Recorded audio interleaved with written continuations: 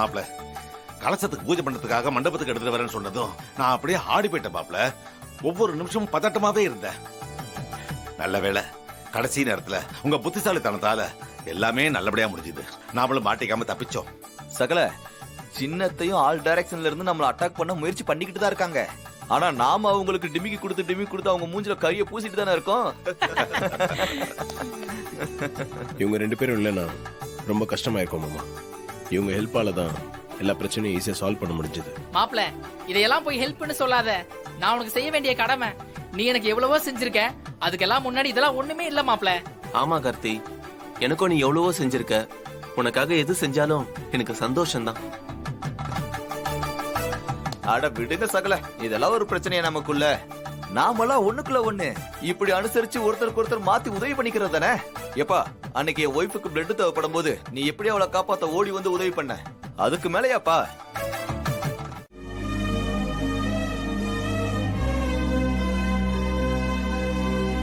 அண்ணா, வாங்க. இவரு என் தாத்தா உங்களை பார்க்கணும்னு சொன்னாரு. வணக்கம். வணக்கம் தம்பி. சொல்லுங்க. என் பேத்தி மண்டபத்துல நடந்த எல்லா விஷயத்தையும் சொன்னா. இவ மேல திருட்டு பழி விழுந்தப்ப நீங்க தான் அதுல இருந்து காப்பாத்துனீங்களாம். ரொம்ப நன்றி தம்பி. இதுல என்னங்க இருக்கு? உங்க பேத்தி பக்கம் உண்மை இருந்துச்சு.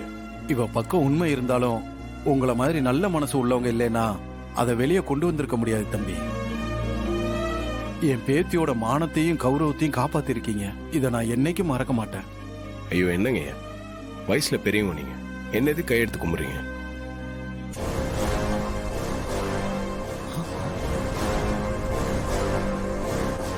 இவன் எதுக்கு சித்தப்பா அந்த ஏட்டோட பேசிட்டு இருக்கான்? அதான் அவனை எனக்கும் புரியல.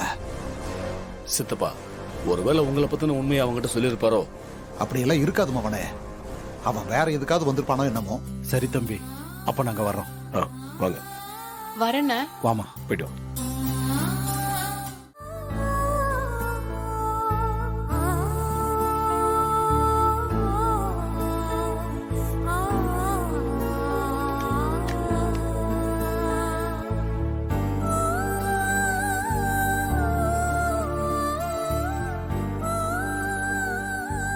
ரேவதி, எல்லாம் பேக் பண்ணிட்டல?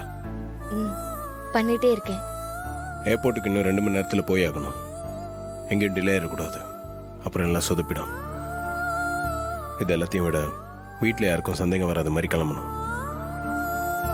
சரி, நீ பேக் பண்ணு, நான் கார் ரெடி பண்ணி வைக்கிறேன்.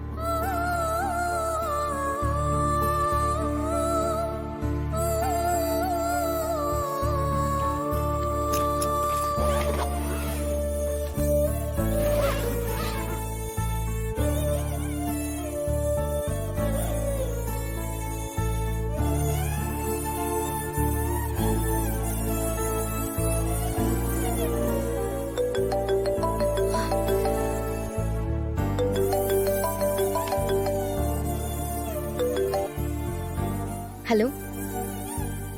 ஆமாமா.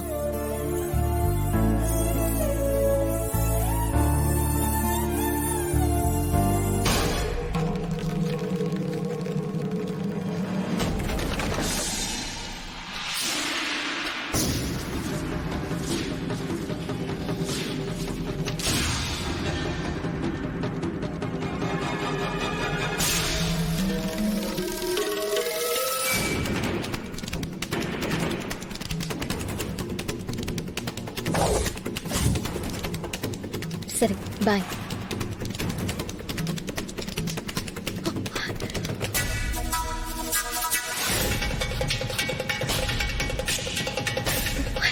எங்க போச்சு?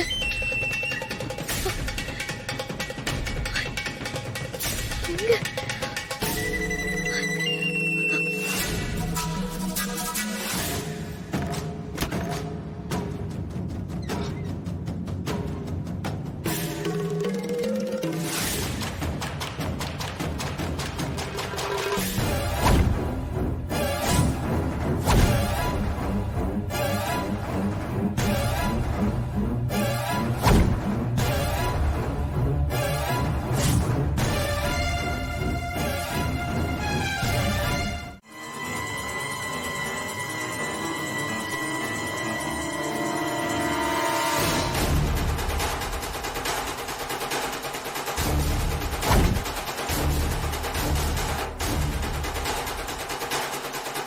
ஐயோ போச்சு. அம்மா காலு கீழே கிடக்கு. பார்த்தாங்கன்னா நான் செத்தேன். நீ அமைதியா இரு, நான் பாத்துக்கிறேன். நீ உள்ள போ. என்ன? ஓ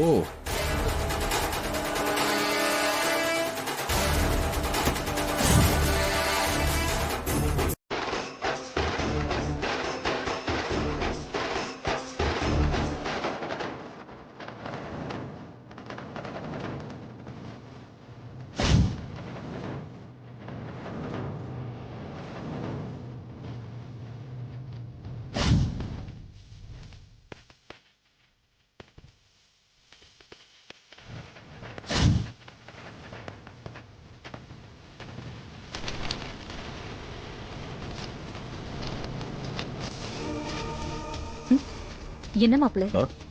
அது கார் சாவி கீழே விழுந்துச்சு. கார் சாவியை கீழே போட்டுட்டு தேர்ற அளவுக்கு பொறுப்பா இருக்கல்ல?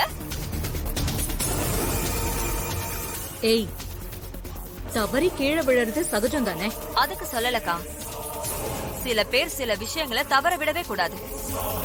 டிரைவர் சாவியை தவற விடக்கூடாது, பொண்டாட்டி புருஷனை தவற விடக்கூடாது. அதே மாதிரி வார்த்தைகளையும் தவற விடக்கூடாது. நம்ம எதனா ஒண்ணு சொல்றதுக்கு முன்னாடி நம்ம நிலைமையும் கொஞ்சம் யோசிச்சு பார்த்து சொல்லணும். அந்த காஃபியை கொடு, நீ போய் வேலையை பாரு.